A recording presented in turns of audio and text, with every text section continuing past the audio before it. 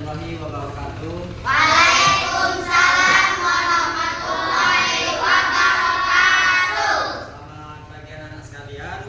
Pagi, Pak. Apa kabar kalian hari ini? Baik. Baik ya, alhamdulillah. Kita hari ini masih diberi kesehatan sehingga kita masih dapat belajar dalam keadaan sehat walafiat. Baik anak-anak, sebelum kita mulai pelajaran, Pak absen terlebih dahulu ya.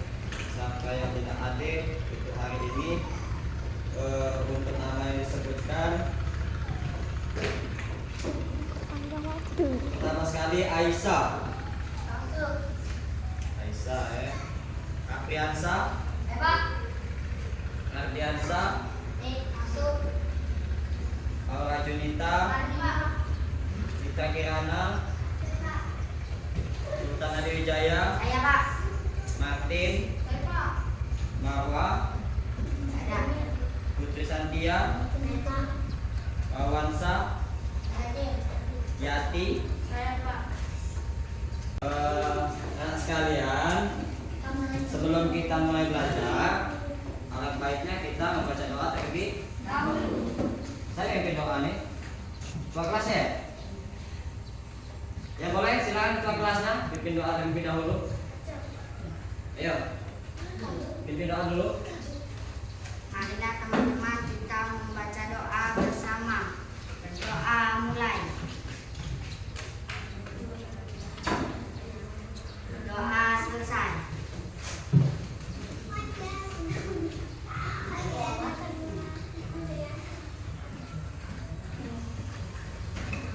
Oke, berdoanya selesai. Hari ini anak sekalian, kita memasuki pelajaran pendidikan agama Islam dan budi pekerti, melanjutkan pembelajaran yang kemarin, yaitu tentang pembahasan haji dan kurban, ibadah haji dan kurban. Kayaknya pagi ini masih lemes dan masih lesu. Boleh kita nyanyi terlebih dahulu lah. Kita nyanyikan lagu ya, lagu nasional mungkin. Lagu apa paham? 17 Agustus bisa? Boleh. Yuk, silakan. 1, 2, 3. 17 Agustus tahun 45, itulah hari kemerdekaan kita. Hari merdeka, nusa dan bangsa. Hari lahirnya bangsa Indonesia. Merdeka, sekali merdeka tetap merdeka. Selama ayah masih di kandungan, kita tetap setia, tetap setia membela negara kita. Tetap setia, tetap setia membela negara kita. Baik, kita sudah menyanyikan lagu nasional kita supaya membangkitkan agak yang hilang-hilang itu gitu ya. Dan lanjut anak sekalian, kita melanjutkan belajar kita yang kemarin, yaitu tentang pembahasan haji, ibadah haji. Apa itu ibadah haji?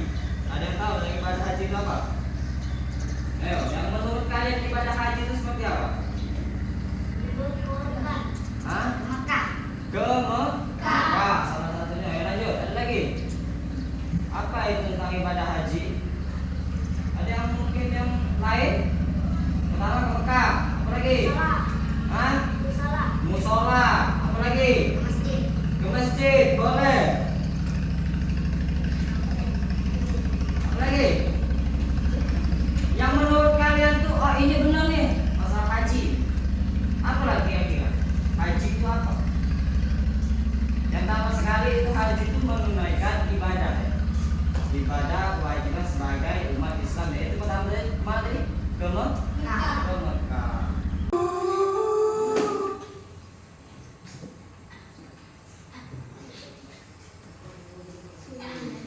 Sahabat Islampedia, haji beserta umroh adalah kewajiban yang dilakukan sekali dalam seumur hidup bagi setiap muslim, balik, berakal, merdeka serta mampu. Firman Allah Ta'ala, sesungguhnya rumah yang pertama kali dibangun untuk tempat beribadah manusia ialah Baitullah yang berada di Makkah, yang diberkahi dan menjadi petunjuk bagi seluruh manusia.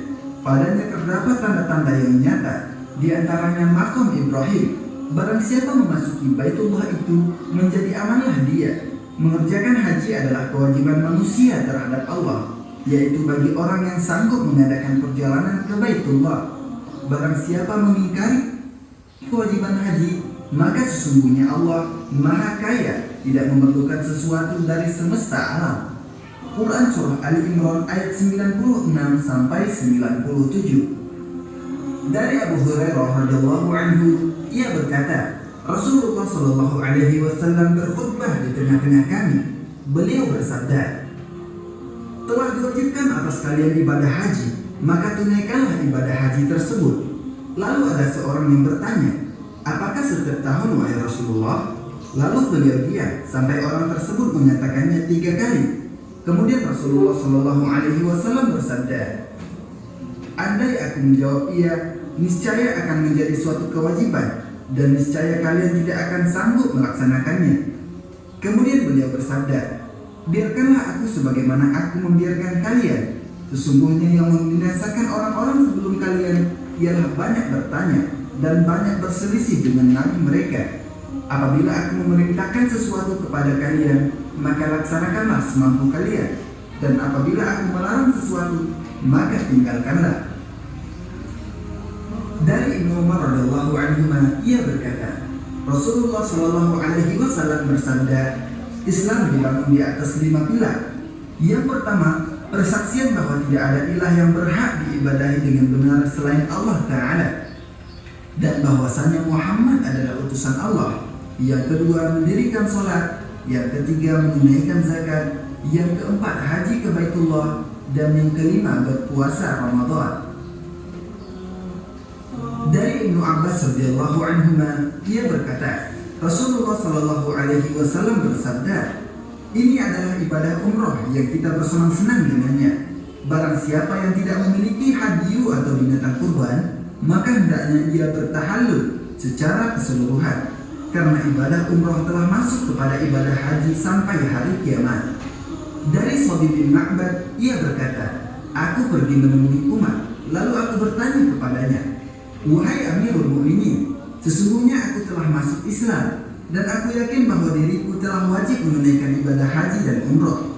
Lalu aku mulai mengerjakan kedua ibadah tersebut.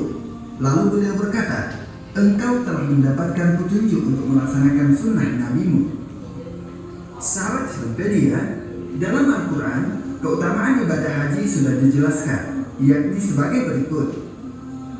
Dan sempurnakanlah ibadah haji dan umroh karena Allah.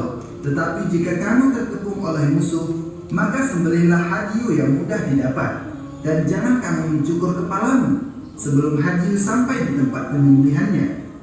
Jika ada di antara kamu yang sakit atau ada gangguan di kepalanya, maka dia wajib berfidyah, yaitu berpuasa, bersedekah atau berkurban. Apabila kamu dalam keadaan aman, maka barang siapa yang melaksanakan umroh sebelum haji, dia wajib menyembelih hadyu yang mudah didapat. Tetapi jika dia tidak mendapatkannya, maka dia wajib berpuasa 3 hari dalam musim haji dan 7 hari setelah kamu kembali. Itu seluruhnya 10 hari. Demikian itu bagi orang yang keluarganya tidak ada atau tidak tinggal di sekitar Masjidil Haram. Bertakwalah kepada Allah dan ketahuilah bahwa Allah sangat keras hukumannya. Quran Surah Al-Baqarah ayat 196.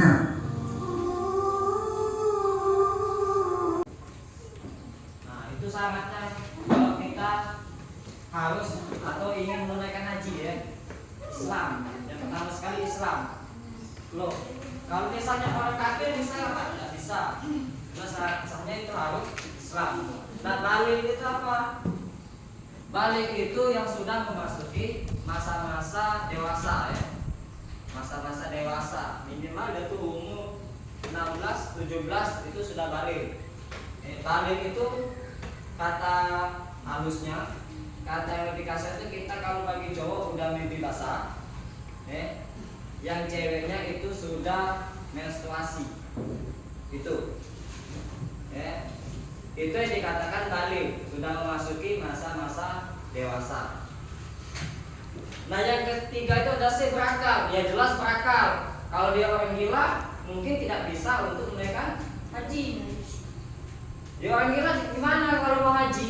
Namanya gila kan. Sudah itu mampu. Nah mampu ini ada dua alternatif. Alternatif pertama yaitu mampu masalah yang intinya masalah ibadahnya.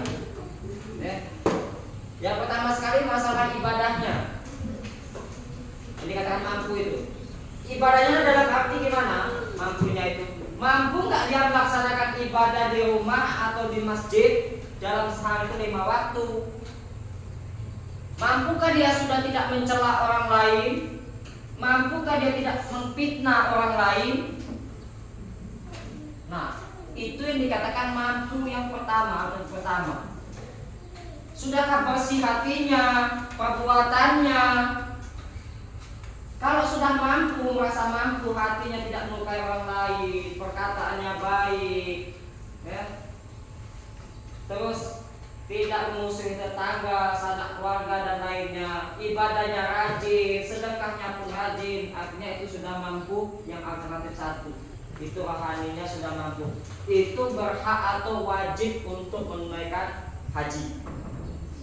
Alternatif yang kedua yaitu mampu di materinya. Apa itu materi? Duitnya.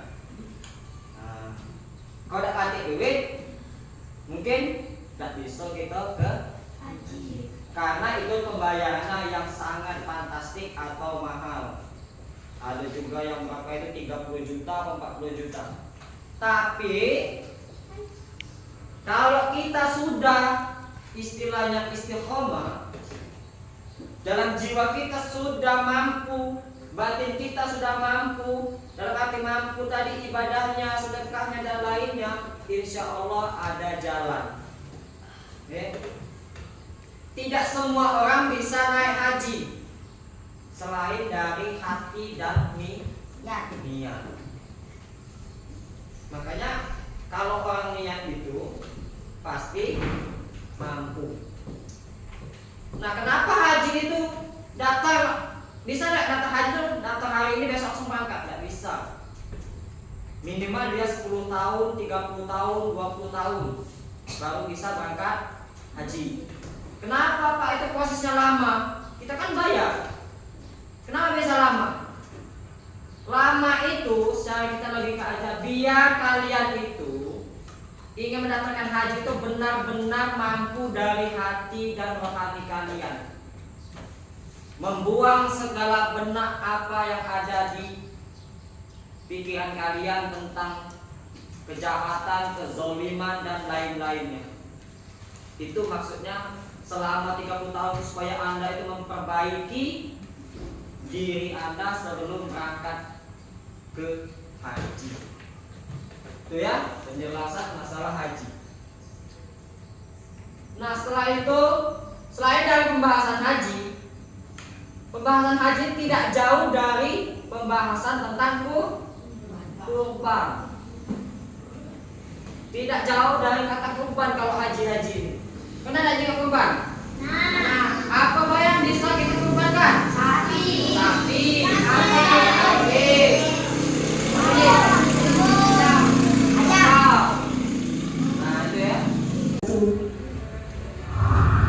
Sahabat beriman, Hari Raya Idul Adha selalu identik dengan menyembelih hewan kurban, baik itu kambing, sapi, ataupun kerbau. Ibadah kurban tidak akan pernah lepas dari kisah Nabi Ibrahim alaihissalam beserta anaknya Nabi Ismail alaihissalam.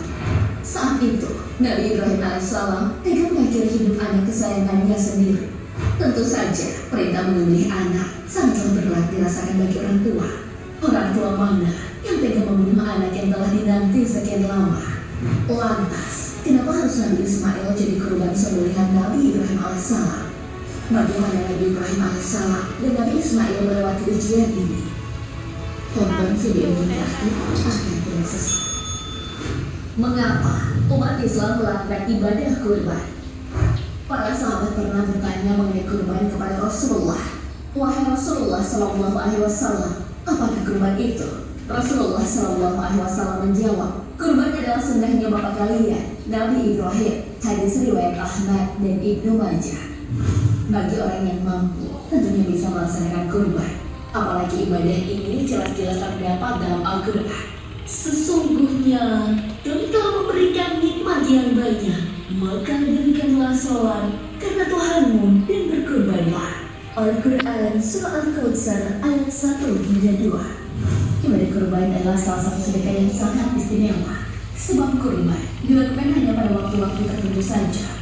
Berbahagialah bagi pekurban, karena Allah Subhanahu wa Ta'ala akan mengampuni dosanya.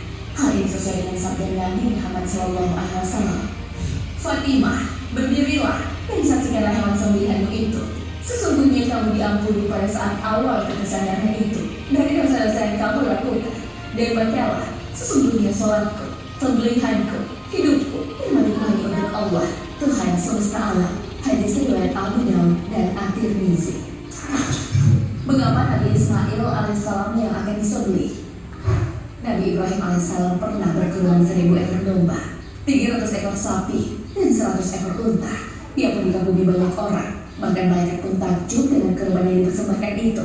Menerima kekaguman itu, Nabi Ibrahim alaihissalam berkata, kurban sejumlah itu bagiku belum apa-apa. Demi Allah, seandainya aku memiliki anak laki-laki, pasti akan aku sembelih karena Allah dan aku kurbankan kepadanya. Saat itu istri Nabi Ibrahim alaihissalam, Siti Sarah, tidak kunjung hamil. Sarah pun menyarankan kepada suaminya untuk menikahi Siti Hajar yang tak lain adalah budaknya. Setelah menikah dengan Hajar, doa agar dikaruniai anak pun akhirnya terkabul. Allah Subhanahu wa Ta'ala mendengarkan doa Nabi Ibrahim alaihissalam. Oleh karena itu, beliau menamai anaknya Ismail yang artinya Allah telah mendengar. Ini sebagai ungkapan Nabi Ibrahim alaihissalam karena dianugerahi keturunan setelah sekian lama. Dalam tafsir Ibnu Katsir dijelaskan bahwa saat anaknya lahir, Nabi Ibrahim alaihissalam sudah berusia 86 tahun. Nabi Ismail bertumbuh dengan baik, kira-kira usia 7 tahun. Ada yang mengatakan sekitar 13 tahun yang diperintahkan untuk disembelih. Mulanya, Nabi Ibrahim alaihissalam bermimpi. Di dalam mimpinya ia mendengar, "Hai Ibrahim, penuhilah nazarmu." Awalnya, beliau ragu apakah itu benar perintah Allah Subhanahu wa Ta'ala atau dari setan. Keesokan harinya, ia merenungkan mimpi itu. Kemudian malam berikutnya, Nabi Ibrahim alaihissalam kembali bermimpi hal yang sama. Paginya beliau yakin bahwa mimpi itu berasal dari Allah Subhanahu wa Ta'ala. Malam berikutnya lagi, Nabi Ibrahim alaihissalam kembali bermimpi hal yang sama. Setelah 3 kali berturut-turut bermimpi hal yang sama, ia pun bertekad untuk melaksanakan janjinya itu. Dalam riwayat lain, disebutkan bahwa setelah mimpi pertamanya, Nabi Ibrahim alaihissalam menyediakan 100 ekor domba gemuk, namun domba-domba itu di dalam api. Setelah mimpi kedua, beliau menyediakan 100 ekor unta, tapi api kemudian membakar unta-unta itu.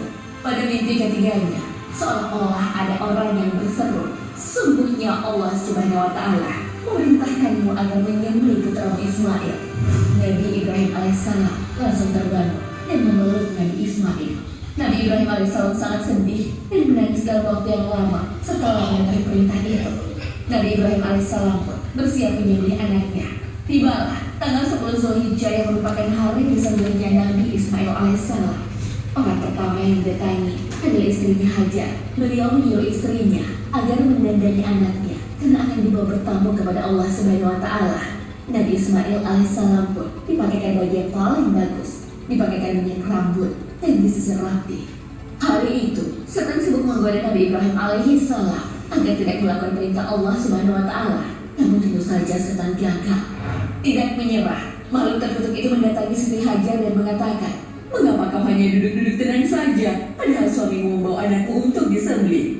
Usaha itu pun gagal. Lalu iblis mendatangi Nabi Ismail alaihissalam dan berusaha menggoda Nabi Ismail alaihissalam. Usaha itu kembali sia-sia, sebab Nabi Ismail alaihissalam begitu patuh terhadap perintah Allah Subhanahu wa Ta'ala. Bagaimana kedua utusan Allah Subhanahu wa Ta'ala melewati ujian? Saat sampai di Mina, Nabi Ibrahim alaihissalam pun jujur kepada anak yang sangat disayanginya itu. Percakapan keduanya diabadikan dalam Al-Quran. Ibrahim berkata, "Hai anakku, sesungguhnya aku melihat dalam mimpi bahwa aku menyembelihmu. Maka pikirkanlah apa pendapatmu. Ia menjawab, hai bapakku, kerjakanlah apa yang diperintahkan kepadamu. Insya Allah, kamu akan mendapatiku termasuk orang-orang yang sabar. Al-Quran Surah As-Saffat ayat 102. Nabi Ibrahim AS sangat lega mendengar jawaban dari anaknya tersebut. Ia mengucapkan syukur berkali-kali. Sebelum disembelih, Nabi Ismail AS memiliki permintaan kepada ayahnya. Nabi Ismail AS meminta agar tangannya diikat agar tidak meronta-ronta saat pedang menyentuh lehernya. Ia juga meminta agar ayahnya menjauhkan pisaunya agar mau lebih cepat menjemputnya. Kemudian, baju yang dikenakannya diminta agar diserahkan kepada ibunya. Permintaan terakhirnya agar tidak ada anak-anak sembahyang yang diajak ke rumahnya agar ibunya tidak sedih karena akan teringat kepada Nabi Ismail alaihissalam saat akan dipakai menyembelih. Pedang itu terpental. Nabi Ismail pun meminta ikatan yang ada di tangan dan kakinya dilepaskan supaya malaikat menyaksikan ketaatannya kepada Allah Subhanahu wa Ta'ala. Akhirnya, Nabi Ismail tidak jadi disembelih. Ia diganti dengan kibas yang bulunya panjang, tebal dan keriting. Hal ini juga disebutkan dalam Al-Quran. Lalu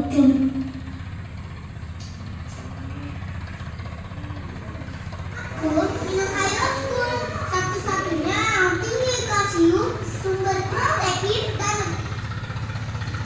Lalu kami panggil dia, wahai Ibrahim, sungguh engkau telah membenarkan mimpi itu. Sungguh demikianlah, kamu memberi balasan kepada orang-orang yang berbuat baik. Sesungguhnya, ini benar-benar suatu ujian yang nyata. Dan kami tulis anak itu dengan seekor sembelihan yang besar. Al-Quran Surah As-Saffat ayat 104 hingga 107. Melihat kejadian ini, mereka juga sangat kagum melihat hamba Allah SWT atas keimanannya. Mereka dengan tauhid itu pun berkali-kali bertakbir. Mengenai hewan pengganti Nabi Ismail alaihissalam, Ibnu Abbas mengatakan bahwa kibas itu adalah hewan kurban dari Habil, putra Nabi Adam alaihissalam yang berada di surga. Imam Ibnu Katsir menambahkan bahwa menurut pendapat mayoritas ulama, pengganti Nabi Ismail alaihissalam adalah kibas atau memiliki warna putih berwarna hitam, memiliki kaki yang besar dan bulu bagian atasnya berwarna merah keemasan. Tindakan Nabi Ibrahim alaihissalam dan Nabi Ismail alaihissalam adalah bentuk ketaatan kepada Allah Subhanahu wa Ta'ala. Mereka mengetahui bahwa manusia harus taat dan berserah diri kepada Allah Subhanahu wa Ta'ala. Kedua utusan Allah Subhanahu wa Ta'ala itu sangat paham bahwa dia tidak akan menghinakan manusia dengan cobaan dan tidak akan mengenai manusia dengan cobaan. Hal ini pun termaktub dalam Al-Quran. Daging-daging unta dan darahnya itu sekali-kali tidak dapat mencapai keridaan Allah, tapi ketakwaan dari kamulah yang dapat mencapainya. Demikianlah Allah telah menundukkannya untuk kamu, supaya kamu mengagungkan Allah terhadap hidayahnya kepada kamu. Dan berilah kabar gembira kepada orang-orang yang berbuat baik. Al-Quran Surah Al-Hajj ayat 37. Sahabat beriman, apapun akan dilakukan oleh Nabi Ibrahim alaihissalam jika menyambut perintah Allah Subhanahu wa Ta'ala, maka dia adalah menjadikan anaknya kurban. Namun kalian, Idul Adha kali ini kurban apa? Allahu a'lam bishawab. Assalamualaikum.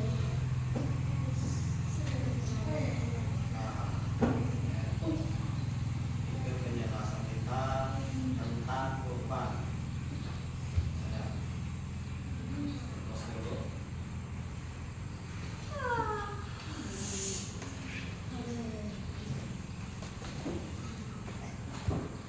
Ya. Nah, tentang pengertian ibadah kurban, video yang kita tampilkan. Bagaimana anak-anak sekalian setelah menonton video, apa yang kalian bisa tangkap dan apa yang bisa kalian mengerti dari video tentang kurban? Ayo. Maksudnya gini, apa sih yang menarik kalian untuk menonton video kurban tadi? Kira-kira menurut kalian apa lah?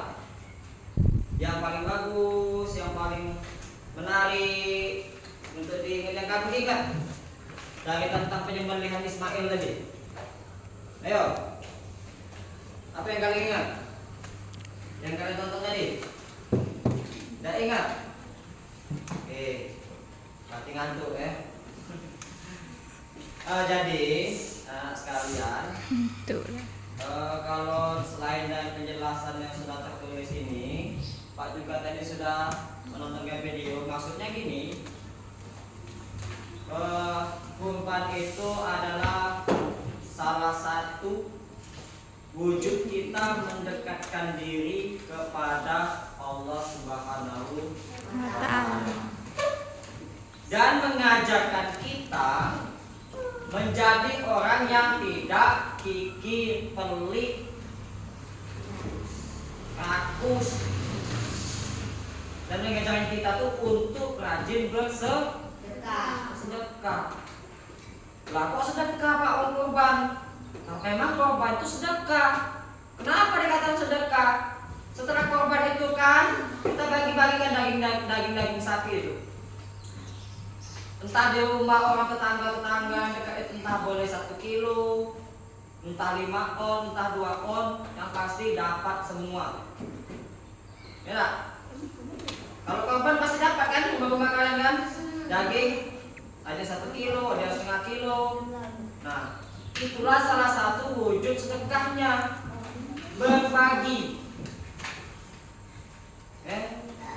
Dan kalau ditanya kenapa kita harus berkorban, itu salah satu wujud kan, supaya kita mendekatkan diri kepada Allah dan supaya kita rajin bersedekah. Itu tentang kurban ya. Mungkin itu saja yang Pak bisa jelaskan dan yang Pak bisa tampilkan video hari ini tentang haji dan kurban. Sebelumnya ada yang ingin bertanya nggak? Sebelum Pak bagikan ini, ada kuis atau materi kita harian dari materi haji dan tentang kurban ya. Ada tanya nggak? Kalau tidak ada, nanti Pak bagikan tentang kuis kita tentang haji dan tentang kurban. Terima kasih.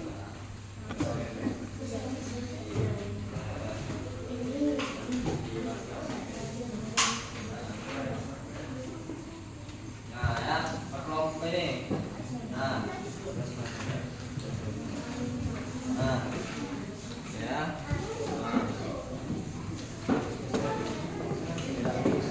Tuh ya, silakan diisi dan apabila selesai silakan dikumpul. Materinya sudah Pak jelaskan tadi dan Pak juga sudah tampilkan videonya masalah haji dan kurban. Silakan diisi, yang ribut.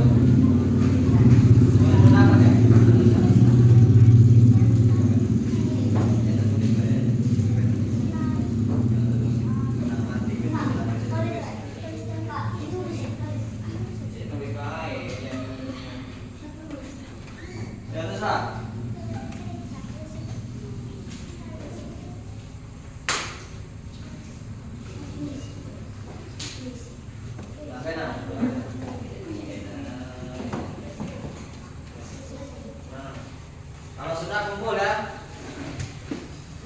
kalau selesai dikumpul,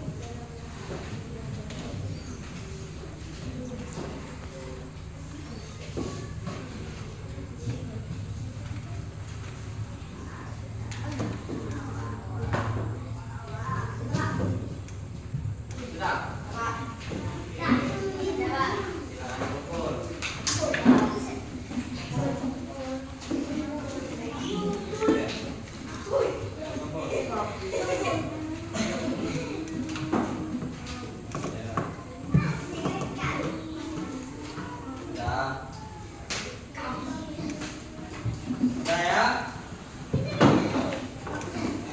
Mungkin itu saja materi pendidikan agama Islam untuk peganti kita hari ini tentang masalah haji dan tentang kurban ya. Semoga bisa bermanfaat dan bisa kalian terapkan di kehidupan sehari-hari, di lingkungan kalian. Masalah tentang kurban tadi ya, kurban itu bukan berarti kita harus berkorban lain enggak ya. Kurban itu mengajarkan kita supaya kita dekat sama Allah dan supaya kita rajin bersedekah dan tidak jadi orang kikir.